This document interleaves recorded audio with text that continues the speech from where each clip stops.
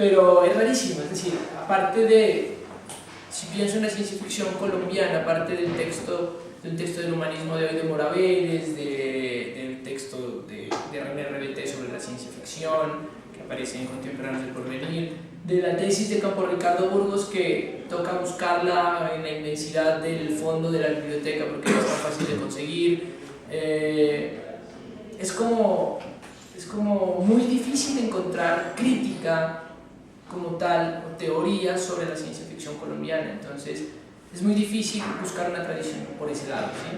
Entonces es casi que como que un terreno está bonadito, o sea, no es como en las parábolas bíblicas de echar el grano de mostaza en tierra árida, no sé si es el grano de mostaza, ya me confundí con todas las parábolas. Es echar una semilla en tierra que es fértil, ¿no? Pero hay que echar la semilla y dejarla crecer y echarle agüita y ponerse a escribir y a leer y a hacer teorías. Entonces, yo creo que eso pasa con la teoría y con la academia, ¿no? En particular, pensando en la tradición. Sí, pero no solamente con la ciencia ficción, la mayor biblioteca de estudios colombianos está en Washington. Y los mejores colombianistas están por allá, sí. Pero sí es una advertencia que nos hacía incluso el mismo Luis Pestarini cuando vino acá. Pestarini, sí. Decía, el problema es que la ciencia ficción, el canon de la ciencia ficción ha de estar casi puesto por Estados Unidos y no nosotros que estamos viendo todos los días acá. Sí, yo siento que en la literatura es como que no hay, o sea, hay muy pocas cosas a las que no se pueda relacionar y pues es como que siento que no hay mucho, como que hay que crearlo, como que estamos creándolo, pero no siento que haya así como una larga tradición. Simplemente un dato. Antes de venir acá yo dije, va a haber un montón de nombres que se me van a olvidar, ¿no? Entonces yo dije, voy a hacer un rápido repaso por Wikipedia para recordar los nombres de cómo se llama Juan, no Jorge, no Pedro. Entonces yo dije, voy a repasar en Wikipedia los nombres antes de que se me olviden. Dixon, Juan, ¿no? Dixon Acosta, ¿no? Entonces yo dije, estos no se me olvidan. Y entonces yo dije, por aquí debe estar Luis Carlos Barragán. Y no estaba. ¿Sí? Entonces yo decía, bueno, es un libro donde Bogotá está trabajando ciencia ficción, ahorita se ganan premios importantes. Y dije, en Wikipedia no está. Porque Luis Carlos no ha sido decir, ya, no es que Wikipedia legitime, pero me parece que todavía no ha pasado ese espacio de legitimación que ya pasaron otros autores como Dixon Acosta o como... ¿Ah? Pues para entrar y arreglarlo un poco, ¿no? No, sí, pero simplemente, o sea, no es como para arreglarlo, sino que me deja pensando eso, o sea, como que si uno va a buscar ciencia ficción colombiana, teoría crítica, ¿no? Es como quién legitima y quién deslegitima. Y yo siempre he creído, porque no digas mentiras, hay procesos de legitimación y deslegitimación desde la academia, desde la universidad, desde los escritores, desde la crítica. Yo digo, pues nada, agarremos el toro por los cuernos y aceptemos que estamos viviendo en un proceso en el cual nosotros también podemos hacer una legitimación o una deslegitimación, pero no lo vamos, pero como que uno no gana mucho, así como, uy, qué mal la ciencia ficción, qué mal, sino, listo, sentémonos a escribir y llegamos vainas. Ahora, si surge alguien que lea un texto crítico que yo hago y me diga, lo más descachado que existe en el mundo es su texto, listo, de una, respóndame con otro texto y seguimos hablando de cosas. ¿Sí? O sea, no es como lo que yo digo de hacer, lo que va a quedar, es como una propuesta y ya. Por ejemplo, en lo personal yo creo que hay un texto que para mí es muy importante en la ciencia ficción, que es Jiménez, de Luis Noriega. Para mí es sumamente importante, o sea, que marca un hito dentro de... ¿Tampoco está en Wikipedia? Bueno. Y yo recuerdo leyendo Campo Ricardo Burgos, el texto que él tiene sobre la ciencia ficción colombiana y fantástica del 90 al 2000, él dice como, Jiménez de Luis Noriega, sí, es un texto interesante, bien escrito, pero es una copia de otra cosa y no es novedoso, punto, ¿sí? Y entonces yo decía, Campo Ricardo Burgos, me parece que me está diciendo lo que yo opino de Jiménez. Por lo tanto, ¿qué tengo que hacer? Pues escribir algo diciendo, señor Campo Ricardo, usted es muy sabio, sabe muchas cosas, pero creo que acá está embarró, ¿sí? O sea, embarró y, no sé, empezar a producir eso, ¿y quién quita? Si me responde Campo Ricardo Burgos y dice, no, yo digo la verdad, se crean y esos procesos funcionan, ¿no? Me parecen constructivos y está bueno que eso surja, que eso se desarrolle, ¿no? Es un poco por la tradición. Yo creo que me quedo acá y pues Dejo abierto el diálogo para ustedes, las preguntas que tienen. Tengo dos preguntas. Creo que las dos son para ti. Tú eres artista plástico. Aparte del cómic, ¿hay algo en el que las artes plásticas se unen un poco con la ciencia ficción? Para mí fue muy bacano estudiar artes plásticas porque es pues la idea ahora es como cualquier cosa es arte, puedes hacer lo que quieras, simplemente tienes que tener una buena idea y todo es muy maleable. Entonces en ese sentido los libros los entiendo de la misma forma. O sea, tener mucha imaginación, poder transformar las cosas. Es como que el libro es una cosa plástica y puedo transformarlo. Y puedo jugar con el tiempo, puedo jugar con los tiempos verbales, con lo que quiera. Pero también puedo hacer libros proyectos, como por ejemplo, hace poquito estoy escribiendo, bueno, no, ya lo hice. Es un proyecto que no he podido publicar, pero me encantaría publicar, que es un libro que funciona, que es más o menos interactivo, que tiene códigos IQ y que tiene como un jueguito en internet para encontrar partes del texto. Es eso, como hay otro artista plástico, que es este escritor, que es Douglas Coupland, y él siempre, sus libros son proyectos. Y es muy bacano porque usa dibujos, usa ilustraciones, juega con las fuentes, con el tamaño de la letra. Hay páginas que son enteras de solo una palabra y cosas así. Entonces es la posibilidad del texto más allá de transformarlo, de tener la imaginación para crear cosas que se salgan de los cánones de lo que es un libro, por ejemplo. Eso es bien chévere. Digamos, este man Perec es un escritor francés muy experimental y él hacía también cosas así, como muchos experimentos con las palabras, con los pies de página, con las márgenes, con los dibujos, con la organización de las letras, esas cosas. Pues la otra pregunta. Entonces, ahí te estabas diciendo que cuando escribías, no escribías como colombiano, como pensando que eras colombiano, como voy a escribir algo colombiano, entonces no pienso, sino que todo ese bagaje cultural está ahí metido y eso sale. ¿Pasa lo mismo con la misma ficción, con la ciencia ficción? O sea, cuando ustedes escriben, los dos piensan que están haciendo ciencia ficción.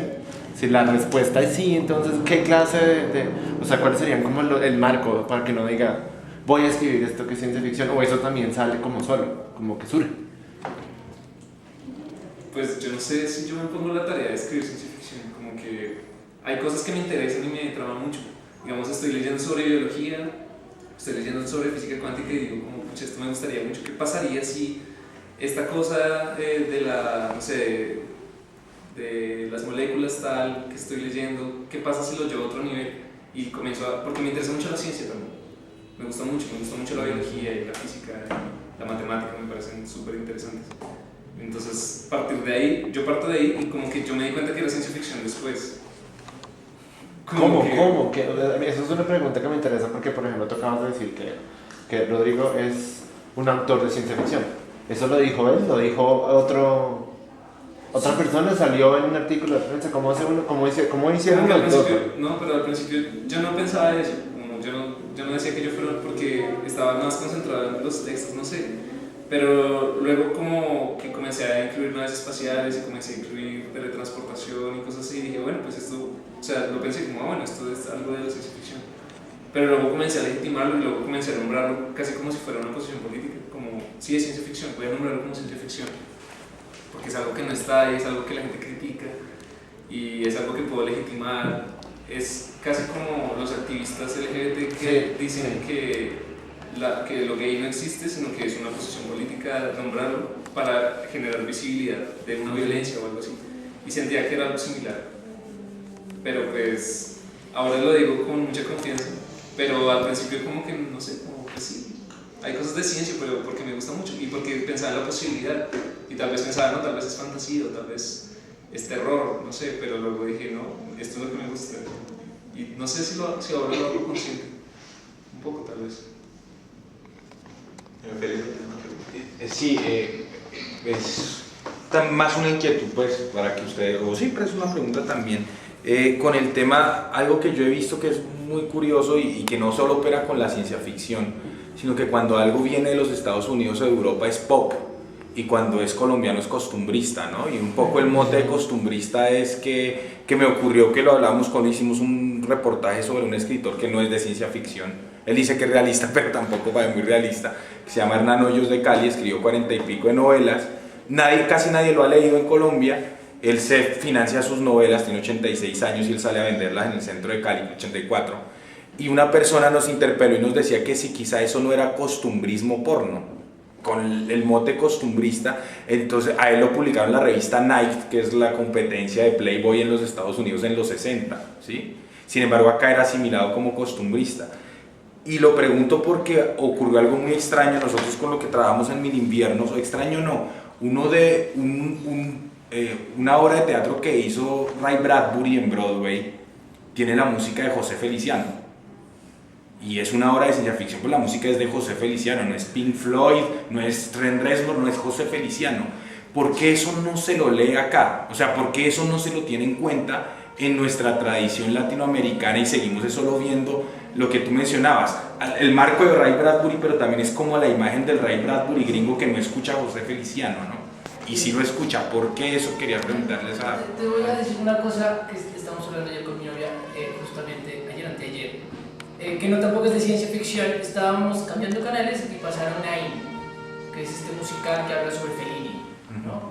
Entonces cantaba, no, Guido, no sé qué. Entonces yo decía, alguien debería hacer un musical, pero vallenato, pero que sea Broadway, o sea, que sea un Broadway así, cosas que caían, ¿no?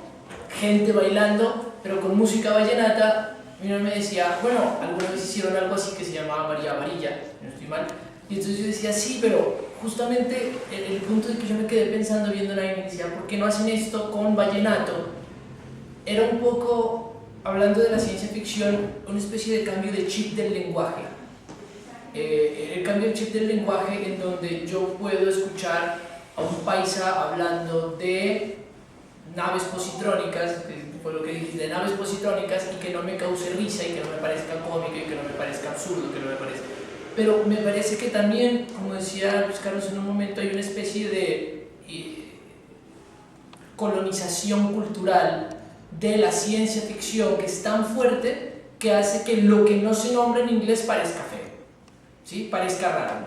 Entonces, yo creo que eso que parece raro o que parece feo, la gente empieza, quienes leen muchas veces, empiezan a ver eso como costumbrismo o empiezan a ponerle motes para tratar de explicarlo, para tratar de explicar y decir, bueno, es que esto es como ciencia ficción, pero venden guarapo y con música rasca, no sé, ¿sí? Pero entonces esto es costumbrismo fantasioso. Entonces le ponen el nombre de costumbrismo fantasioso porque es que está en los carrangueros de Ráquira y venden chincha, no sé, cualquier cosa así. Pero creo que también es una especie de transformación de chip, ¿sí? Es decir, de transformación del chip del lenguaje.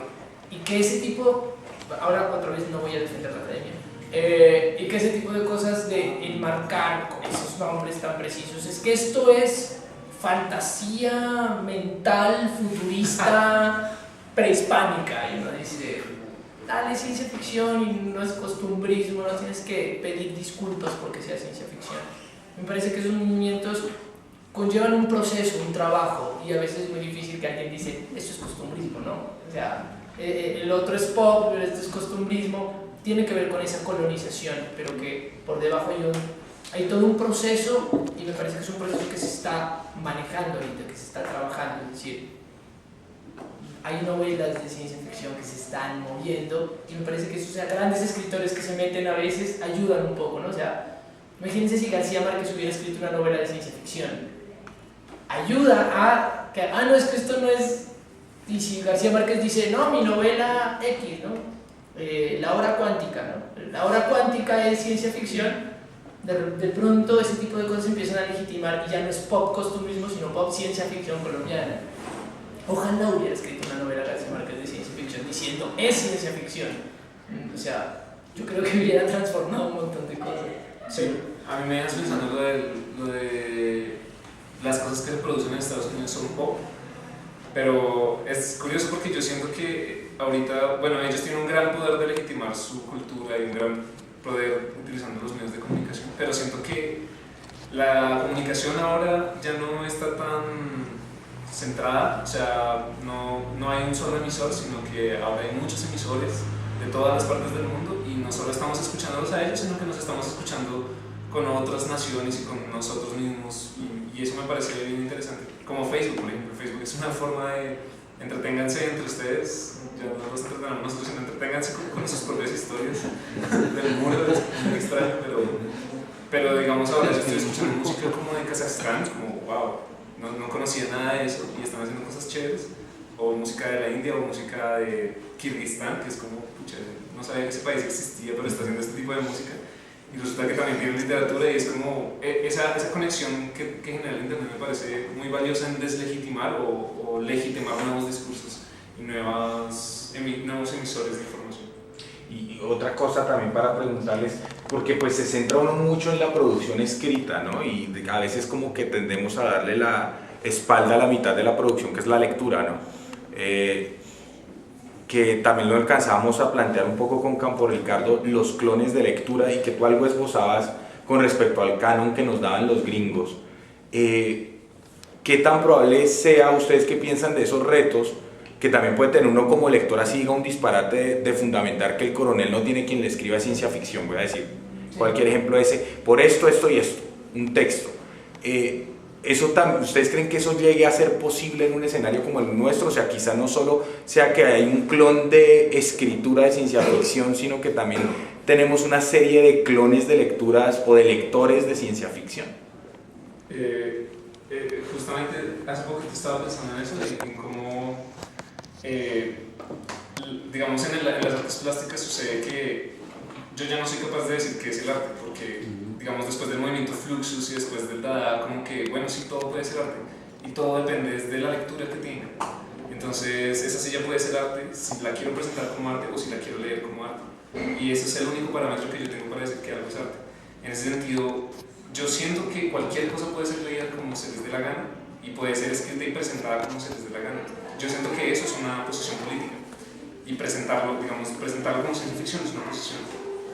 Igual que presentar algo como arte, es como realmente el contexto que tenemos para mostrarlo o para nombrarlo de esa forma es arbitrario, y la creación cultural alrededor de eso es arbitraria. Entonces puede ser cualquier cosa, en el sentido en que lo deconstruimos, lo desarmamos sus principios culturales y lo nombramos como nos dé la gana, puede ser cualquier cosa.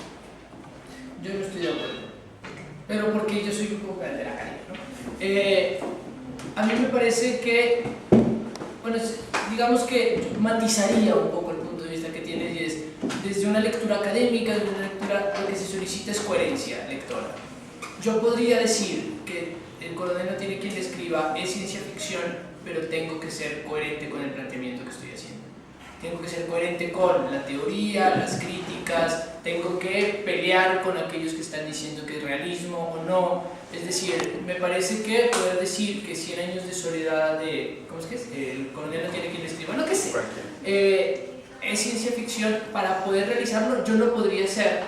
Pero me parece que desde la academia uno tiene que tener una gran cantidad de bases teóricas, críticas, que le permitan hacer esa aseveración, que es un poco ir contra la corriente, ¿no? Si todo el mundo dice que el coronel no tiene quien le escriba, es realista, y yo digo, no es ciencia ficción, digamos, mi visión de ese libro como ciencia ficción tiene que tener un sustento, sobre todo cuando ese tipo de cosas que chocan tanto, ¿no? Tiene que tener un sustento profundo, elaborado, coherente, fuerte, y que ese tipo de lecturas se hacen posibles, y creo que tienen un espacio ganado siempre y cuando detrás de esas lecturas y de esas posibilidades lectoras haya una base y un sustento gigante, sobre todo por lo que digo, al irse en contra se necesita algo mucho más fuerte que cuando uno dice el código tiene quien escribe realista, ¿no? Entonces uno dice, dale, ahora es ciencia ficción, explícamelo, y te lo explico en 300 páginas porque no te lo puedo explicar en 5 como te lo explicaría si es realista, ¿no? Entonces... Yo pues, me acuerdo mucho cuando estaba leyendo Foucault, y es que es muy de descolonizar el conocimiento, y a mí me parece muy chévere hacer eso, como decir, lo que dice la academia no es la verdad, es solo una verdad, y eso es muy postmoderno, pero es como lo que tú dices, o bueno, lo que diga la academia o lo que digan los libros, está legitimado por un poder y por unas personas que lo creyeron y ahora todos creemos que esa es la verdad, pero siento que podría ser cualquier cosa.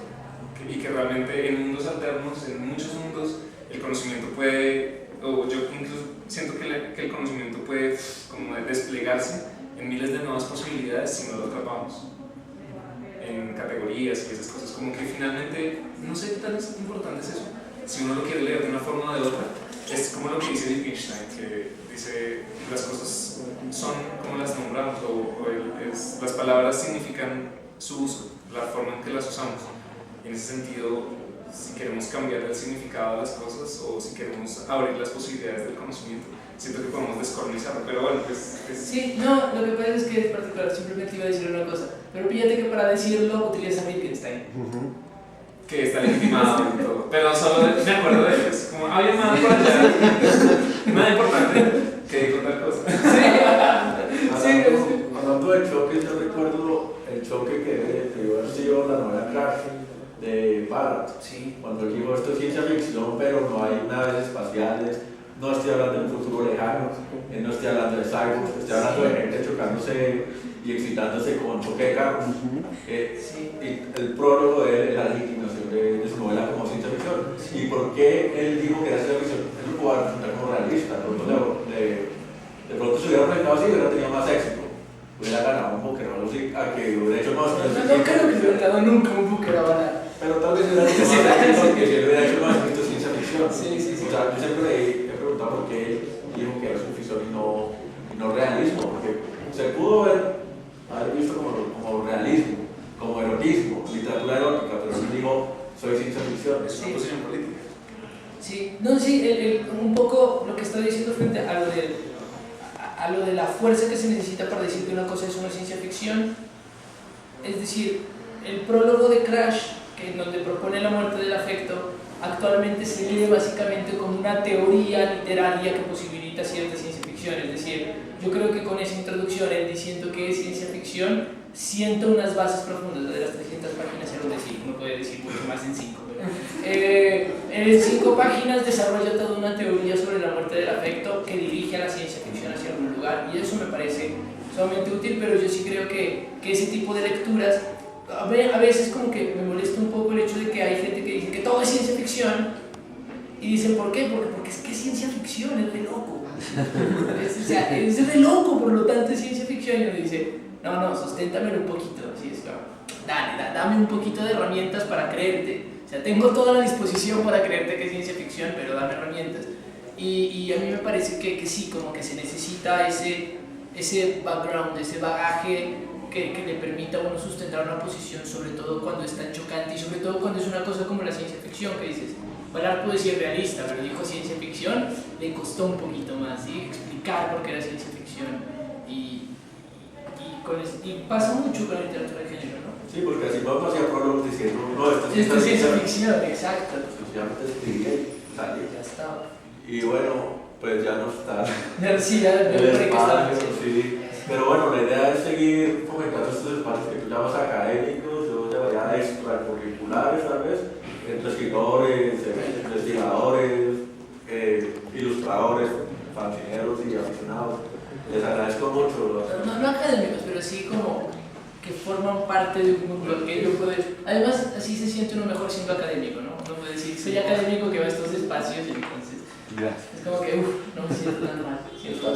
Bueno, muchas gracias.